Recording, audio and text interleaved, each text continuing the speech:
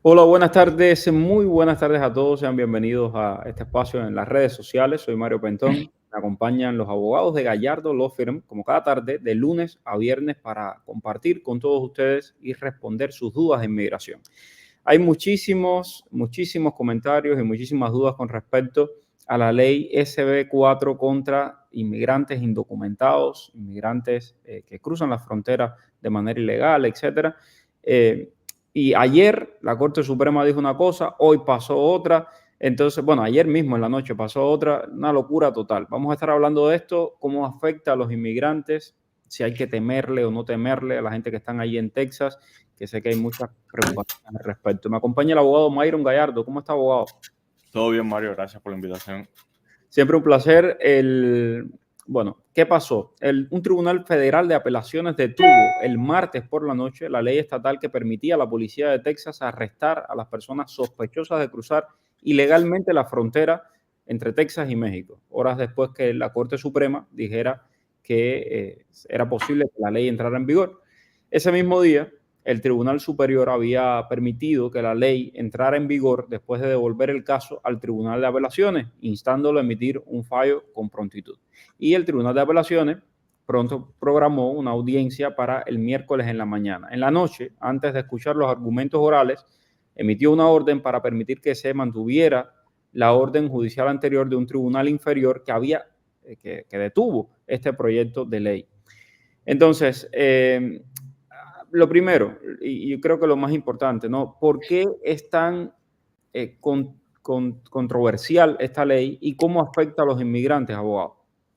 Bueno, esta ley es controversial primeramente porque está criminalizando de manera estatal el estado de Texas, no las leyes federales. Está criminalizando a toda persona que viole la frontera de los Estados Unidos en lo que compone el estado de Texas. ¿Ok? Si tú entras ilegal, te van a poner cargos criminales estatales en Texas y vas a enfrentar esos cargos criminales que pueden llevarte incluso hasta la cárcel en Texas. Esto agrava un poco más la situación porque además de haber entrado irregularmente a los Estados Unidos, estás violando leyes criminales en Texas, vas a tener cargos criminales en Texas de los cuales vas a ser culpable o no culpable. En caso que seas culpable, ya son cargos criminales aparte de una entrada ilegal a los Estados Unidos. So, tienes doble problema con inmigración. Ok. ¿Y por qué este estira y encoge con los tribunales, abogados? ¿Qué se puede esperar? Ok, ahora mismo, primeramente la Corte Suprema de los Estados Unidos dijo el otro día que no, que iba a parar la ley hasta tener una respuesta. Después dijeron que no le iban a parar, iban a permitir que la ley entrara en vigor sin ningún problema y que ellos no iban a tomar decisión hasta que una Corte de Apelaciones o un tribunal inferior tomara una decisión. Por eso viraron el caso. La Corte de Apelación la acaba de parar hasta que no escuchen o no prosiga un poco más allá todo el litigio que hay en contra de esta ley. ¿Qué es lo que pasa aquí, Mario? Estas leyes, ellos tienen que ver todo lo que dice la ley y los abogados tienen que preparar memorándum, tienen que preparar argumentos para demostrar de por qué esta ley es ilegal, es inconstitucional o qué leyes está violando a nivel federal o estatal en Texas. Esto lleva tiempo porque hay que investigar muchísimos precedentes, especialmente cuando se está diciendo que una ley no es constitucional, que está violando ya sea la Constitución de los Estados Unidos o la Constitución del Estado de Texas. Hay que buscar muchos precedentes y hacer una investigación bien exhaustiva. Estos casos pueden tomar años en que se decidan. ¿Qué es lo que hace la Corte? La Corte va a ver cuáles son las consecuencias que este tipo de ley puede traer de alguna manera y si ellos evalúan si parar la ley o dejar que la ley continúe. En este caso, decidieron parar la ley hasta que se tome una decisión y dejar la ley como en hold, no la pueden aplicar debido a las consecuencias tan graves que puede traer esta ley tan controversial que va a criminalizar las entradas ilegales hacia territorio de los Estados Unidos. En este momento, abogado, las personas que están sin documentos o que se les venció el parol y están allí en Texas, ¿deben temer? Ok, estas personas, las personas que entraron ilegal a Texas en estos momentos, la ley no está en vigor, no tienen ningún problema. Ellos entraron, la ley no está en vigor, quiere decir que no están violando el estatuto criminal que criminaliza la entrada ilegal. Ahora mismo, en este momento, no hay ningún tipo de problema. Si más adelante la ley entra en vigor, sí, las personas que entran ilegalmente a Texas o vivan en la frontera, a partir de ese momento van a estar en violación de esta ley. ¿Ok? Ok. So, tienen que tener muchísimo cuidado con esto. Perfecto. Vamos a responder las preguntas de la audiencia. Empecemos con Dayi Guerra. Te mandamos un abrazo bien grande.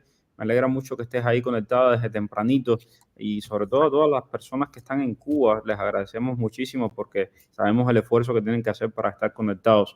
Tengo en TikTok, vamos a ver, tengo por aquí a Ángel. Dice Ángel, si doy a luz aquí, estoy expuesta a deportación y tengo CBP-1 con parol de 2 años. Ella dice, tiene CBP-1 con parol de 2 años. Si da a luz en Estados Unidos, ¿todavía estoy expuesta a deportación? Esa es la pregunta. Sí, por supuesto. Si tú no, el hecho que tú tengas un hijo que sea ciudadano de los Estados Unidos no quiere decir que eso te va a dar una protección a ti. El día de mañana, si usted es deportable de los Estados Unidos, usted la van a deportar.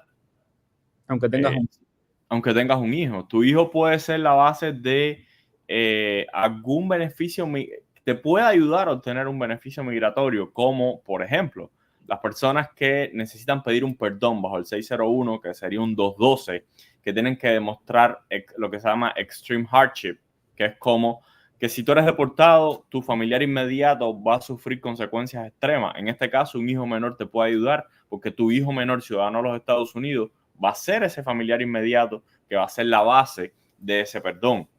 En eso sí te puede ayudar. Pero si el juez determina que no, simplemente puede ser deportada, no importa que tu hijo sea ciudadano de los Estados Unidos. Ok. Tengo a Luis Ángel Ramayo, te mandamos un abrazo, Luis Ángel. Dice, llamé a USCIS, dicen que no tienen mi chequeo médico y se mandó. ¿Qué puedo hacer? Pudo haber pasado, Luis Ángel. Desgraciadamente hay negligencia en cuanto a los procesos migratorios en USCIS, muchísimos casos llegando y a veces se le pierden la documentación. Tienes que hacer otra vez el chequeo médico. Te recomiendo no hacerlo de nuevo. Ves a la clínica que te hizo el chequeo médico, ellos se tienen que haber quedado con un récord. Simplemente lo único que tienes que imprimirlo, firmarlo y volvértelo a dar. Y vuélvelo a enviar a USCIS. No esperes a que ellos lo busquen, ellos no lo van a buscar. Ok. Yariel Camejo dice, escuché un comentario que Trump dijo que si salía iba a deportar a todo el mundo cuando se le vence el parol. ¿Eso es verdad, abogado? Es decir, ¿lo puede hacer? Eso no es así. Eso no es así, porque las personas que pidan asilo estando dentro de los Estados Unidos o pidan un beneficio migratorio, hasta que ese beneficio no se adjudique y se determine que no es elegible, no los pueden tocar o que haya una orden de deportación de un juez. Entré el 16 de febrero por frontera y 220A. ¿Puedo aplicar para el permiso de trabajo? Tú puedes aplicar para el permiso de trabajo una vez que tengas un asilo puesto, ya sea en USCIS o en la Corte de Nibia, y pasen 150 días de que este asilo está o en USCIS o en la Corte de Inmigración. Después de esto, puedes aplicar el permiso de trabajo basado en la categoría C8, que es aplicante de asilo. Mi hermano entró por agua, es decir, me imagino que vino de Balsero y no se entregó. ¿Él puede aplicar a la ley de ajuste cubano? Pregunta Joel en Instagram. Pueden aplicar, pero base no tiene ninguna, no tiene ningún documento. Él es lo que se dice un IWI que entró sin inspección. Nunca se entregó. No tiene nada, no tiene ni un parol, no tiene una I-220A y no hay nada que tú puedas demostrar que tienes una entrada a Estados Unidos. Mi niño ya aplicó para la residencia, él entró con parol 212 de 5. ¿Cuánto demora en cogerla? Recuerden que las residencias son hasta 3 años. Mario, yo Exacto. entré por CBP-1, vivo en Odessa, Texas, pero mi fecha de corte es por Nebraska para el 2027. ¿Cómo puedo cambiarla y para acá, para Texas? Una moción para cambiar el venue de la corte. Se llama así Motion to Change Venue. Ok. Quería saber si puedo reclamar a mi padrastro mediante reunificación familiar y cuánto demoraría. Soy ciudadana americana. Ok, sí lo puedes reclamar siempre y cuando tu padrastro se haya casado con tu mamá antes de que tú cumplieras los 18 años. Si ese es el caso, sí lo puedes reclamar. Ok. El tema de las citas, sí, las citas siguen igual, hasta ahora nada ha cambiado. La presión del ala más izquierdista del Partido Demócrata ha hecho que el presidente Biden no tome ningún tipo de medidas con respecto a la frontera como se esperaba. Se había hablado de una orden ejecutiva para frenar las entradas ilegales, etcétera. Hasta ahora nada de eso ha pasado. Si hay algo, aquí se lo estaremos diciendo, cuente con eso. Tengo una duda. Se puede pedir la cita de CBP One desde Cuernavaca, en el estado de Morelos, México. Susi, lamentablemente, mi conocimiento de la geografía mexicana es muy limitado. Solo te puedo decir que desde el centro de México hacia el norte, Ciudad de México establece ese paralelo hacia el norte. Ahí es donde se puede pedir citas de CBP One. Desde noviembre puse una cancelación de la I-134A y USCIS no me da respuesta. ¿Qué hacer? Envíale un mensaje o llámalos. Solamente eso es lo que puedes hacer. Néstor, buenas tardes. Llegué el pasado año con parol, soy cubano y este año hice mis taxes. Quisiera saber si teniendo el parol puedo patrocinar a mi esposa y a mis 2 niños que son venezolanos. No, no tienes un estatus legal con parol que te permita hacer eso. Te recomiendo que si eres venezolano, apliques el TPS. Con el TPS sí. Con el TPS, ok. Sí. Buenas tardes, necesito saber si después que llegue el parol humanitario, ¿qué tiempo demora el permiso de vuelo? Estoy en México. Eso no hay un tiempo determinado. Esto es importante, no hay un tiempo determinado, así que tienen que esperarlo. Y después de los 40 días puedes hacer una aplicación 7001 en caso de que no te haya llegado. ¿Qué pasa con las mujeres que mandan a Luisiana por cruzar la frontera de manera ilegal? No pasa nada, solo los están enviando a un centro de detención en Luisiana para hacer sus procesos. Ok, todavía no prueban a mi patrocinador, pero ya yo hice mi cuenta de USCIS, no te perjudiquen nada, no te preocupes por eso. Solo cuando te llegue el código tienes que poner el código ese ahí dentro para que la cuenta, para que ellos sepan de qué se trata, ¿no? Claro, agregar el caso. Ajá. Quisiera saber si un cubano con otra ciudadanía aplica para el programa de parol.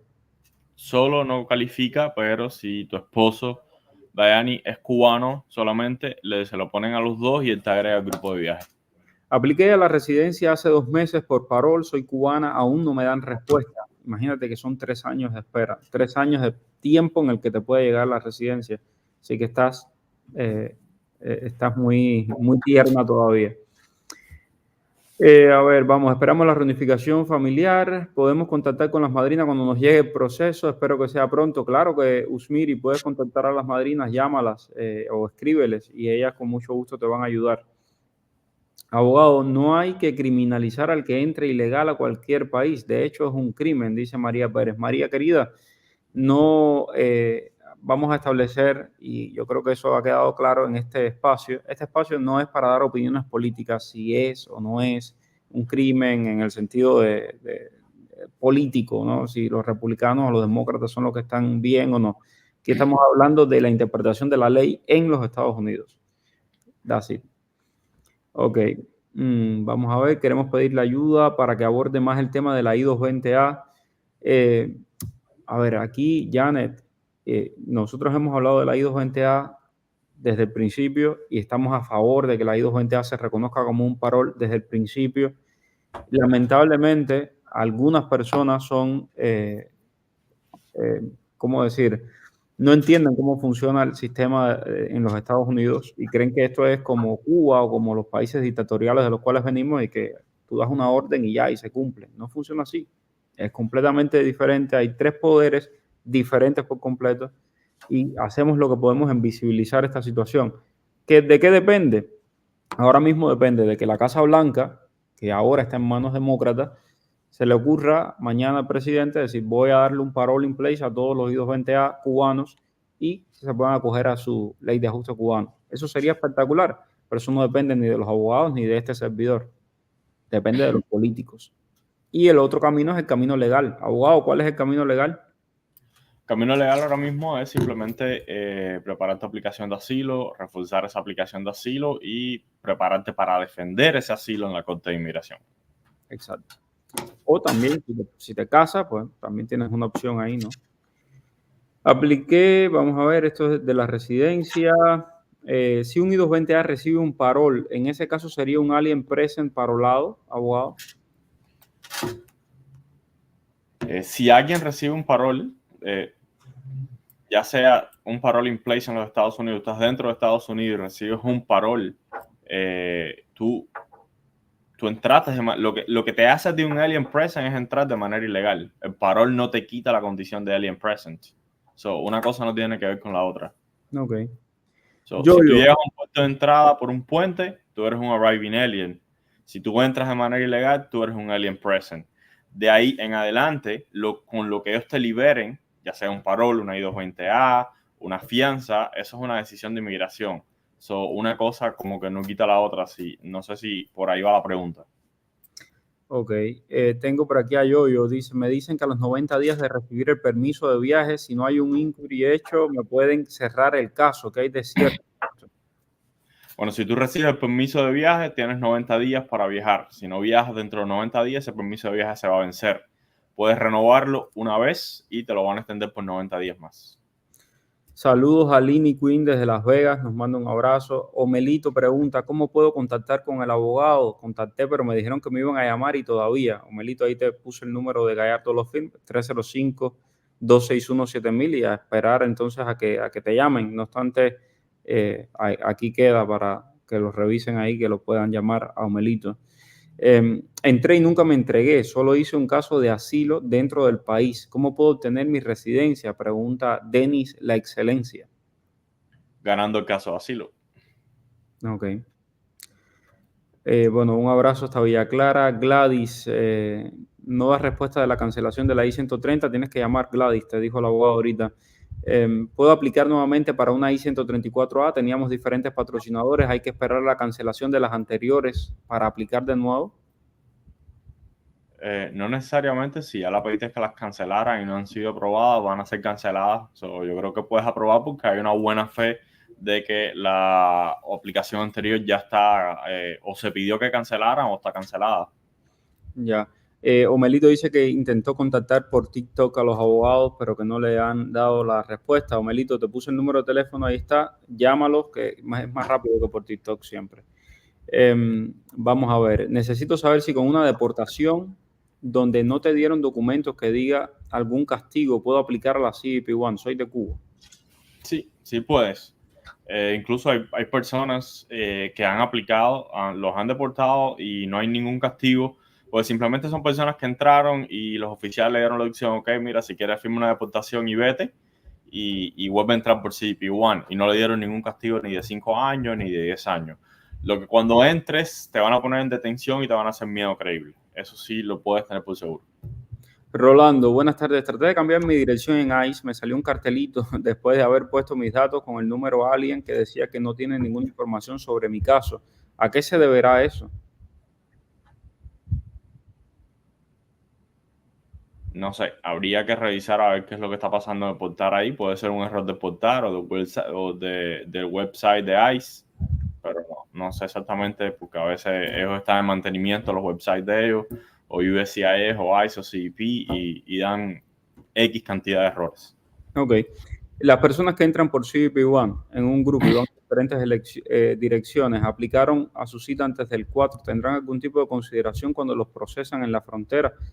No lo sé. Ahí lo que dijeron es que solamente pueden tener una sola dirección. Entonces, no sé. Todo depende del oficial de inmigración que te toque. Estoy casado, dice Denis La Excelencia, con una residente. ¿Puedo tener mi residencia aún teniendo un caso de asilo?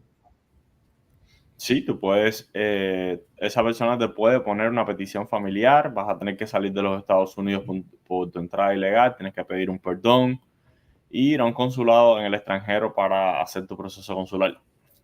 Una vez que el perdón está aprobado.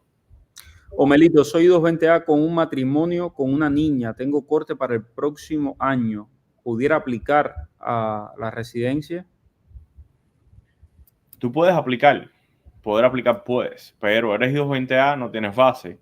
Y segundo, no hay ni siquiera jurisdicción porque estás en la corte. La jurisdicción es de la corte, no de USCIS. Ese es un tema siempre complicado. Nos llegó la cita el sábado pasado a mí, a mi esposa, gracias a Dios, agradecido por sus consejos, listos para pedir nuestro asilo. Gracias Mario, gracias Myron, Dios los bendiga. Gracias a ti Neima por ese mensaje tan bonito. Un abrazo grande, cuídate mucho. Puse el parol a mi novio cubano. Soy dominicana, ciudadana de Estados Unidos. ¿Puedo pedirlo como novio, aunque tenga el parol? Sí, puedes pedirlo como ponerle una visa fiancé, una K1. Por supuesto, tú eres ciudadana de los Estados Unidos sin ningún problema. Si cumples con los requisitos, ustedes han visto aunque sea una vez, entre otros requisitos más que pedía la visa fiancé, pero principalmente que se hayan conocido en persona, al menos le pones la visa fiancé, claro. Eso no tiene nada que ver, son procesos diferentes y pueden ir de la mano los dos procesos juntos. El que entra por CBP-1 de manera irregular, pero aún así esperando su cita el tiempo que le toque, también afecta esta ley para los inmigrantes. A ver, si entras por CBP, no entras de manera irregular. Si entras por CBP, entras de manera regular. Si entras de manera irregular, entraste ilegal. Entraste como no tenías que entrar. Ok, soy ecuatoriano, entré por CBP-1 hace un mes. ¿Qué tiempo puedo cerrar mi corte? ¿En qué tiempo me darían mi residencia y permiso de trabajo? Joel, ¿cómo que tu residencia? Sí, ¿y cómo que cerrar la corte? Espérate, dale suave. Vamos a escuchar al abogado.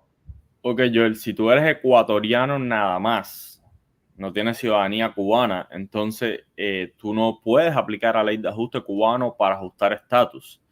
Tu manera de ajustar estatus sería ganar un asilo político en los Estados Unidos. Si tú eres ecuatoriano y cubano y tienes derecho a la ley de ajuste cubano, entonces sí puedes cerrar la corte y aplicar al año y un día a la ley de ajuste cubano y ajustar estatus. ¿Ok? Pero si solamente tienes ciudadanía ecuatoriana, tu opción para ajustar estatus va a ser el asilo político. Mi mamá salió con parol y fue a su primera corte. ¿Puede mandar la moción al juez para que la cierre? Sí. Y este es el tema. Mira, aquí está Alexei que Palmero y me pregunta, ¿los que entran con CBP-1 tienen que hacer asilo? Depende. Nadie tiene obligado a hacer asilo, pero cuando tú entras por CBP-1 se supone que tú entras por CBP-1 para pedir asilo. Ahora, si tú eres cubano, al año y un día, a ti te dieron un parol ahí cuando entraste por CBP-1, usted sencillamente cierra su corte y aplica su ley de ajuste cubano al año y un día. Pero si tú no eres cubano o si a ti no te dieron un parol, la manera más fácil de que vas a regularizar tu estatus en Estados Unidos es a través de un asilo. Para eso se hizo el CBP-1. O de lo contrario, bueno, te tendrás que casar con alguien que tenga estatus aquí. A ver, sigo por acá. No han llegado las residencias a personas con parol que hayan entrado con parol. Me han escrito, me han dicho que sí, así que paciencia, que todo llega. Soy I-220A. Si me llega el parol y tengo residencia negada, tengo que aplicar de nuevo. Bueno, si te llega el parol y tienes la residencia negada, no quiere decir que te la hayan cerrado administrativamente, sino que está negada, sí tienes que aplicar de nuevo. Si te cerraron la residencia administrativamente, simplemente usted manda un request a USCIS reabriendo la residencia, enviando su parol y si estabas en corte, bueno, la carta del juez cerrando la corte. Bueno, Carlos, ya el abogado respondió, si entraste con I-220A y hiciste asilo, no puedes aplicar a la residencia. Es decir, puedes aplicar a la residencia, pero lo más probable es que te la nieguen. Entonces, ojo con eso. Si le llega el parol a una persona y el pasaporte que se incluyó en el trámite ya se venció, se colocó un número nuevo, ¿qué tiempo te responden? Eso depende de CBP-1 y toman bastante tiempo. Ernesto Pérez, gracias por el super sticker. Hola Mario, le puse el parol a mi esposa, pregunta René Benítez, y a los hijos menores. En el caso de los niños, ¿se puede poner el correo de la madre o deben estar ellos, tener cada uno un correo propio? Sería bueno que tuvieran un correo propio cada uno, pero los puedes poner el correo de la mamá y la confirmación va a llegar ahí de cada uno de ellos a ese mismo correo. Denis La Excelencia, ¿pudiera obtener un parol que me ayude para mi estatus aún no teniendo entrada legal al país? Puedes solicitar un parol si tú quieres a ICE, a ver si ellos te lo dan. Carlos Arias, gracias por ser miembro de este canal. Buenas, ¿saben si hay problemas con las notificaciones de USCIS para cambio de domicilio? 26 días, me imagino, esperando. ¿Me afectaría si realizo un I-765 con el domicilio anterior? Bueno, si tú vas a hacer un I-765, un permiso de trabajo, en el mismo permiso de trabajo pon tu dirección nueva cambiar la dirección en USCIS se hace en el mismo website de ellos y nada más que terminas toda la aplicación, eso cambia automáticamente. ¿Esta ley de Texas afectaría al CBP-1 en Texas? No, esto está pensado para inmigrantes que no tengan papeles en Estados Unidos y la ley no está vigente, la acaban de tumbar ayer. Entonces, no tienen que preocuparse por eso, pero es para personas que no tengan documentos, que hayan cruzado la frontera de manera ilegal, no para todo el mundo. Ok. Bueno, dice Denis la Excelencia que un amigo suyo obtuvo un parol y pudo hacer la residencia. Es que, Sí, si tienes un parol, sí, claro. ok. I-220A dependiente del asilo afirmativo de mi esposo. Tengo permiso de trabajo por ese asilo. Ahora me salió corte y puse asilo en corte. ¿Puedo renovar mi permiso de trabajo por ese asilo de él? Sí, claro, por supuesto. Incluso tu asilo que está en corte debe ser retroactivo a ese asilo porque tú guardaste tu derecho a asilo dentro del año. Ok. Tengo por aquí a Richie, dice europeo con waiver y 612 listo, casada con cubanos, residente de Estados Unidos, los dos luego de que se acaba el mes de gracia de la J1, si todavía no han aplicado a la residencia, ¿en qué estatus quedarían?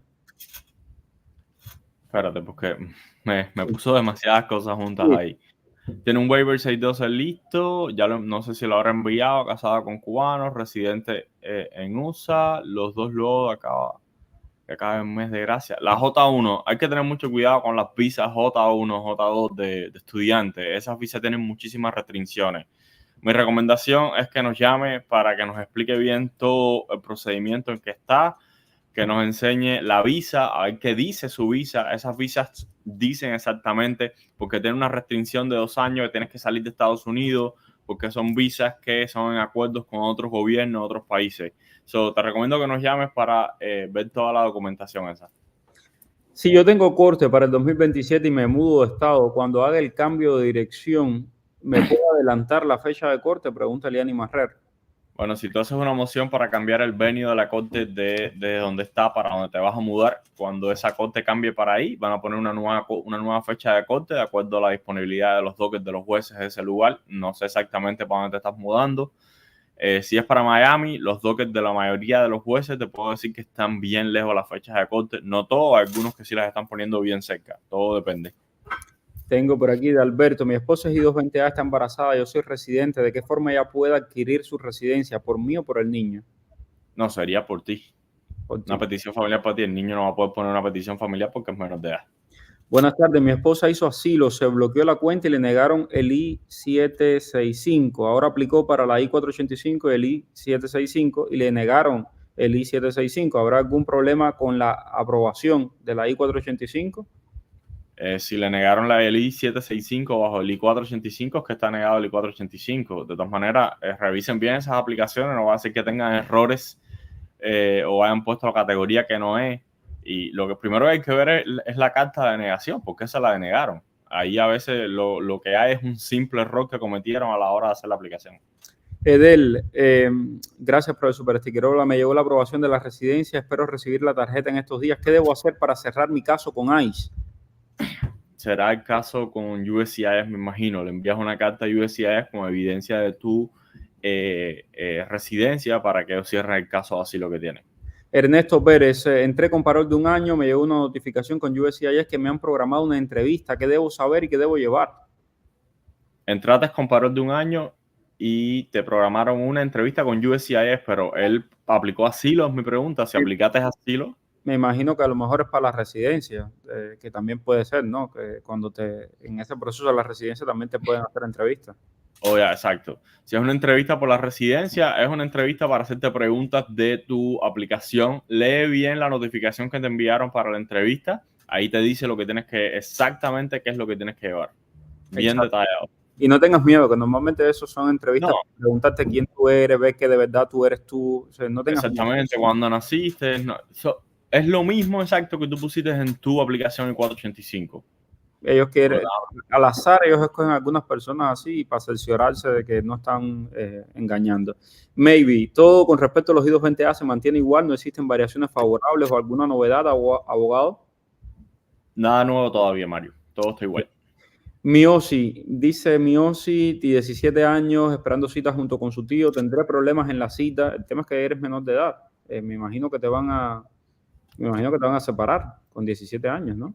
Posiblemente sí. ¿Qué pasa si USCIS te dice, aunque tengas parol, que eres un alien present? Abogado, explíqueme, por favor. No pasa nada, no importa que tú seas. Lo que cambia, la diferencia de ser un arriving alien, un alien present, es la manera de entrada, ¿ok?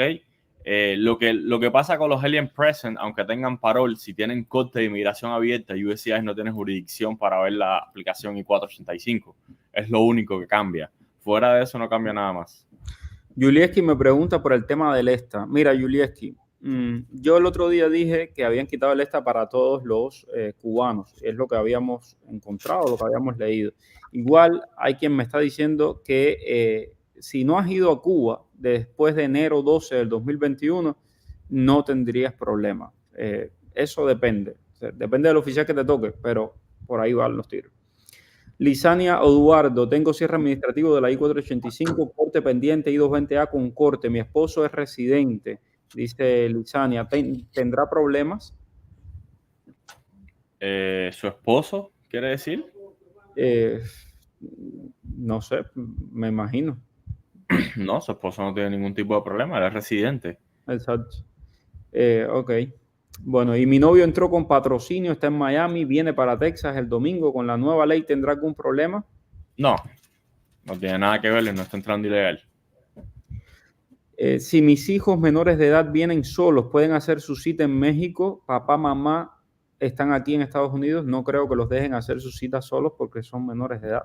Eso es un problema. Te piden que sean mayores de edad. Bueno, se nos acabó el tiempo. Gracias mil, abogado. Mañana nos encontramos aquí a las 5 en punto y seguimos respondiendo preguntas de inmigración. Un abrazo para todos. Gracias. Dime cuál es el periodista que está en el boom. Es Mario Rincón. El periodista que te trae toda la información. Es Mario Rincón. El periodista de la radio y la televisión. Es Mario Rincón. Habla de temas cubanos, está de migración.